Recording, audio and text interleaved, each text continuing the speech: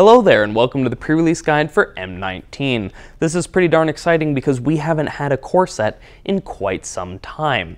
Now for this review we're going to go over the commons and uncommons only because that's the most of what's in the set and a lot of what you're going to be playing with. The rares are big and splashy, but I trust you to evaluate those yourself. Without further ado, let's just jump right into the review.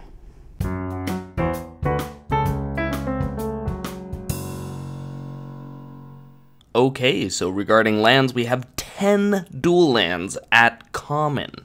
This is really fantastic. I love when they do this kind of thing because you're going to almost always be at least 3 colors. 3 colors is probably going to be your median on this set. If you have a really powerful 2-color deck, then you don't need to add a 3rd color. But adding 3 colors isn't going to be hard, and you know, that's pretty much what you're going to usually do. But the 3rd color is usually going to be a splash. You know, maybe you're splashing red just for removal burn spells, something like that.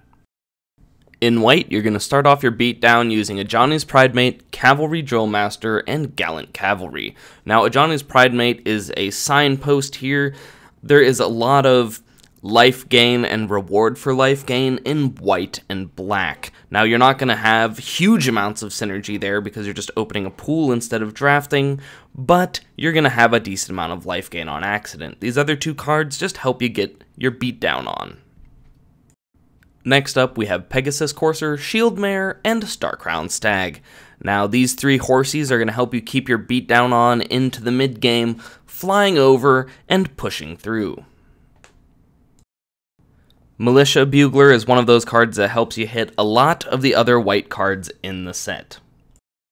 Our next 2 cards are Angel of the Dawn and Herald of Faith, both very good flyers. Angel of the Dawn helping you push through that damage on the ground, and Herald of Faith giving you all of those life triggers, which tend to reward you in black.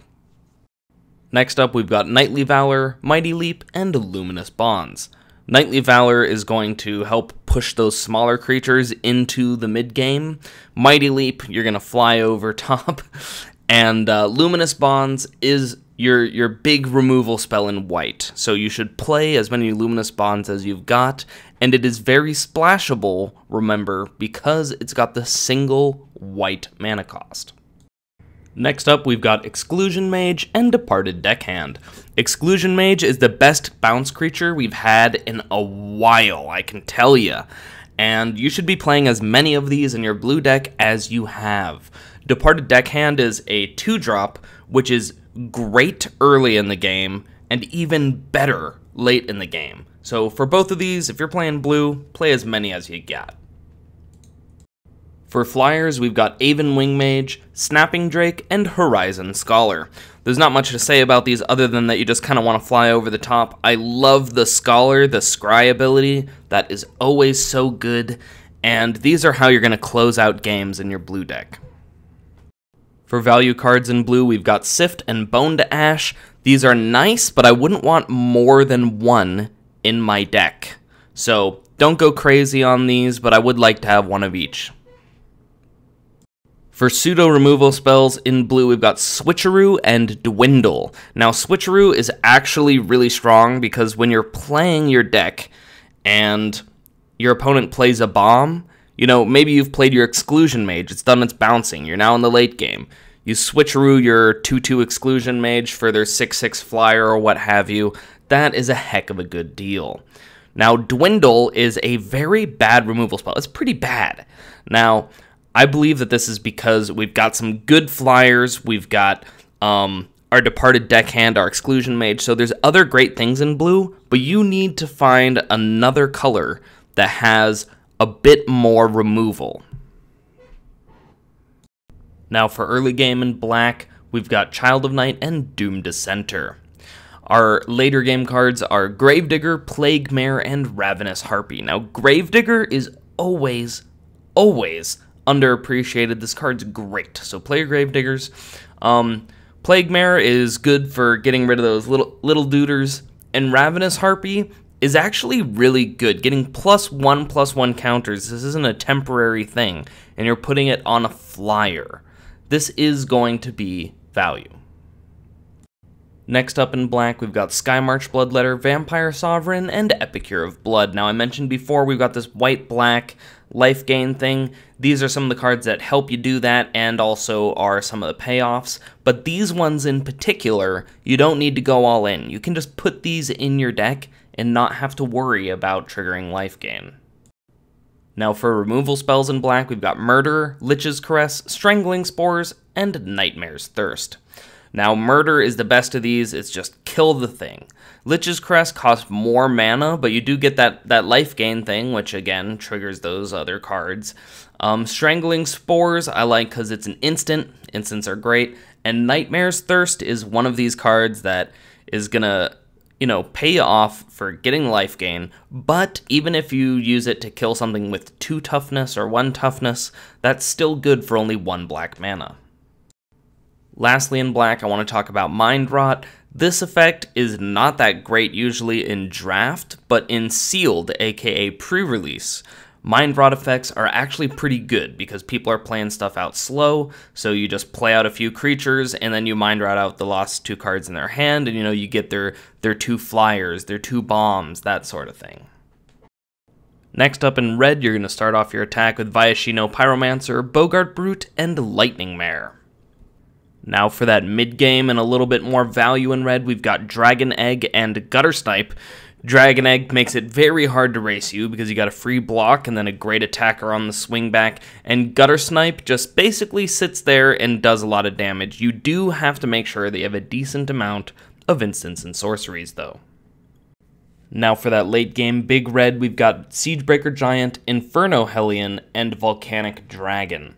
Now, Inferno Hellion, we have to think of it kind of like a Lava Axe that just keeps on reshuffling itself back into your deck. Now that is worth slightly more than a regular Lava Axe. It can also block, and as a blocker, it is enormous. So this isn't just a regular Lava Axe. It is a little bit more versatile, but it also, it does do a lot of damage to the face. For removal spells in red, we've got Volley Veteran, Shock, Lightning Strike, and Electrify, doing 1, 2, 3, and 4 damage respectively. Now, Volley Veteran, if you've got multiples of these guys, it is worth putting a few more goblins in your deck.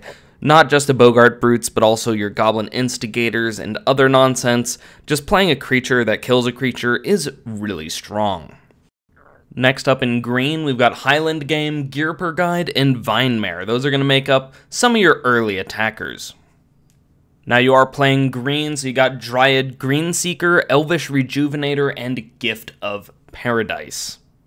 These are going to help you hit your land drops, ramp up, go huge, and I have to say, Elvish Rejuvenator is absolutely ridiculous. Elvish Rejuvenator, 1-for-1, it basically grabs a land, puts it into play. Wow, this is a fantastic card because unlike many 3-mana cost green ramp spells, this one leaves you behind a little blocker, dude. This is how you live until the late game. Elvish Rejuvenator, fantastic. Next up, we've got Rock's Oracle and Reclamation Sage. For Rock's Oracle, if I'm playing green, I'm going to play as many of these as I have in my pool. This is a fantastic card, a great way to drown them out in a circus of value. Reclamation Sage is going to be able to pop off some of those Luminous Bonds, some of their value artifacts, and I'm happy to have 1 Reclamation Sage in any deck.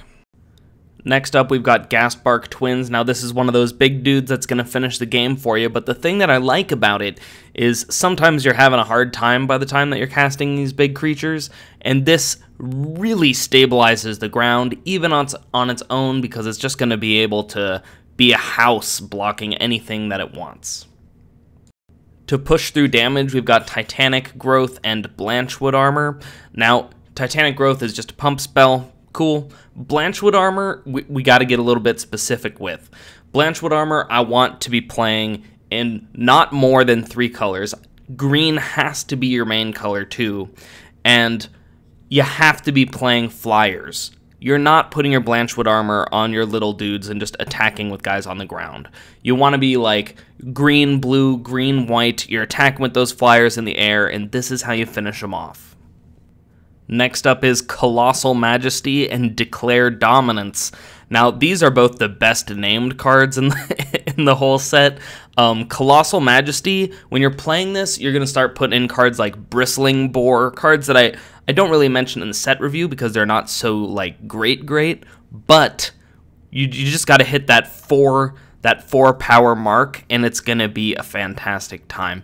Declare Dominance, when you play it, you have to do it in real life too. So I suggest some awesome ape sounds. You play it like, okay, I'm going to cast Declare Dominance.